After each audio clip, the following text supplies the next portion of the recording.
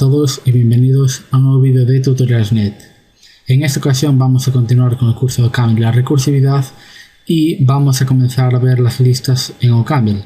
Hasta el momento hemos visto los tipos básicos, operaciones básicas, algunas funciones elementales, hemos visto también funciones, cómo se definían, cómo se hacían los nombres y bueno, todavía nos queda más sobre funciones y también hemos visto las tuplas. Bien, pues ahora comenzamos con las listas y vienen a ser algo parecido a los vectores que conocemos de otros lenguajes.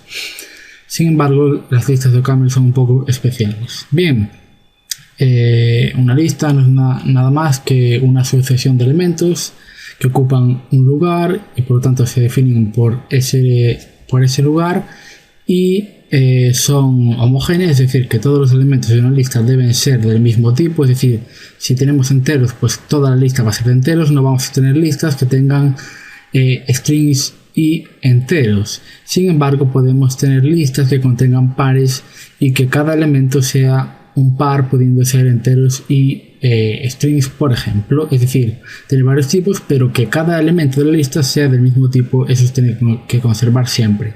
Bien.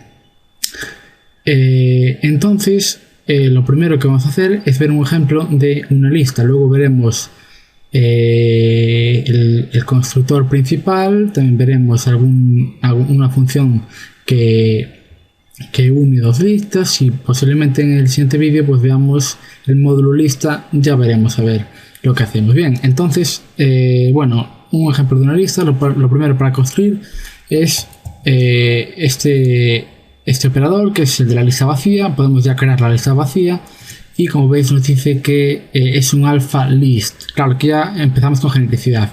¿Por qué es un alpha list? Porque la lista está vacía y no sabe qué tipo va a entrar, entonces es un alpha list. Por lo tanto, también os digo que vamos a poder tener listas genéricas. Bien, por ejemplo, la lista que tiene un elemento y que es 1, pues se genera de esta manera, por ejemplo.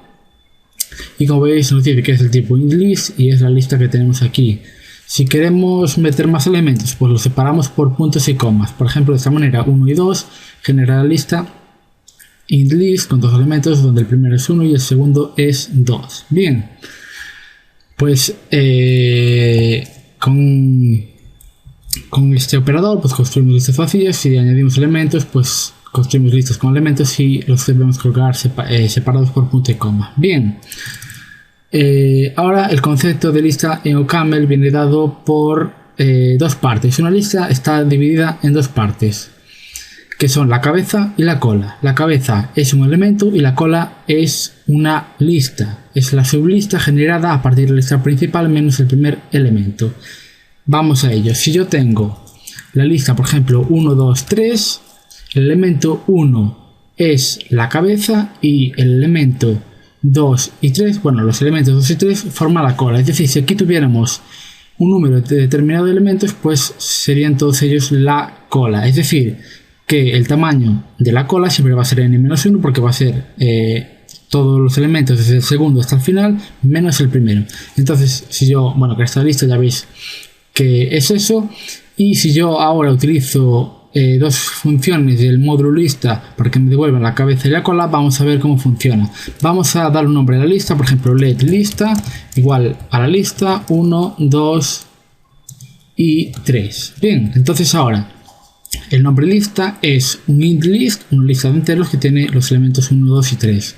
Entonces si yo ahora aplico la función list.hd de head sobre lista, pues me va a devolver la cabeza, que es el entero 1, es decir, la cabeza de la lista. Por otra parte, si uso el list.tail o list.tail, la cola de la lista, pues me devuelve un int list que es el 2 y el 3, es decir, todos los elementos desde el segundo hasta el final, evidentemente incluido el segundo. Como veis, con list.hd la cabeza me devuelve un entero, pero sin embargo con la cola me devuelve una lista de enteros, es decir, la sublista generada a partir de la lista inicial menos el primer elemento. Eso hay que tenerlo en cuenta porque cuando paremos con listas vais a ver que eso tiene mucha importancia y siempre tenerlo claro cuando estamos trabajando con elementos de la lista o con listas en sí de elementos. Bien, otro constructor que aprovecha esos términos de cabeza y cola, pues es el 2 puntos perdón, dos veces dos puntos, es decir, tenemos este operador que coge un elemento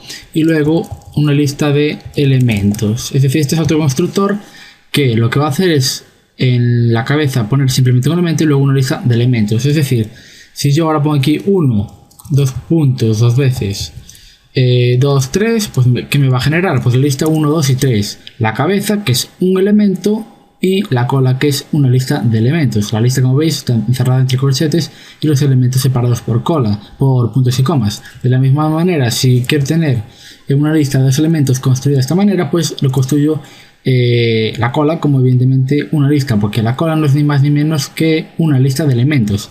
Igual que si quiero con este operador construir una lista de un elemento, pues utilizo la lista vacía para construir la lista de un elemento. Bien, pues como veis, ya hemos visto cómo funcionan las listas en OCaml, es decir, tenemos el operador con los corchetes para generar la lista. Luego, si queremos colocar dos o más elementos, pues los separamos por puntos y comas. Y luego tenemos, bueno, estas funciones básicas, el list.hd y el list.tail, que nos devuelve respectivamente la cabeza y la cola. Y bueno, de todas formas ya veremos más operaciones sobre listas. Y tenemos el constructor dos puntos dos veces, que nos permiten construir listas a partir de un elemento y una lista, es decir, a partir de la cabeza y la cola de la lista. Bien, además tenemos un operador infijo, que es el arroba, que nos permite anexar dos listas entre sí. Si hacemos, es el operador arroba, creo que ya lo he dicho, y si vemos qué significa esta función, pues nos dirá que es una función que coge dos alpha list, este alpha list es el list, y nos devuelve un alpha list, es decir, va a coger dos listas y les va a unir. ¿Cómo lo vamos a saber? Pues lo vamos a hacer una prueba. 1.2 la unimos a 1.4, por ejemplo. Entonces tenemos la lista 1, 2, 1, 4. Es decir, que esta lista la pegamos justo después a esta. Es decir, este es el primer elemento, este es el segundo, este es el tercero y este es el cuarto.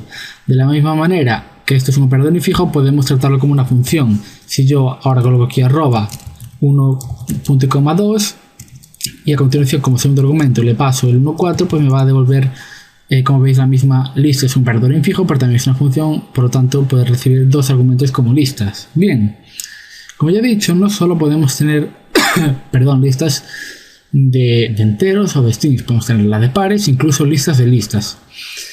Y también podemos tener, evidentemente, listas de funciones, ya que fun o el tipo función es, como ya he dicho, un tipo en OCaml. Entonces, como ya he dicho también, las funciones todas tienen que ser del mismo tipo para este caso. Entonces, vamos a crear una lista de pares de funciones y a ver cómo sale. Entonces vamos a definir las funciones aritméticas básicas que todos conocemos. Entonces let suma x y igual a x más y. Let suma f de flotantes x y igual a x más punto y. Entonces en este momento tenemos la función suma que va de int en int. En int, evidentemente, coge los enteros y devuelve la suma, y la de suma en flotantes. Entonces,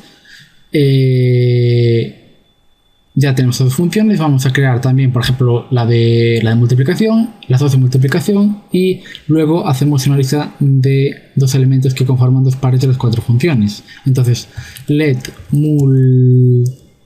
multi, por ejemplo, xy igual a x por y.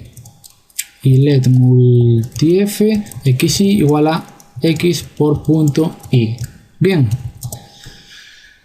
entonces lo que vamos a hacer es lo siguiente. Para crear la lista, pues bueno, utilizamos los corchetes, y ahora aquí va a haber un par y a continuación otro par. Este par y este par tienen que ser los dos del mismo tipo. Entonces los pares se separan por comas. Entonces pongo aquí una coma ya para dejar la estructura del código hecha.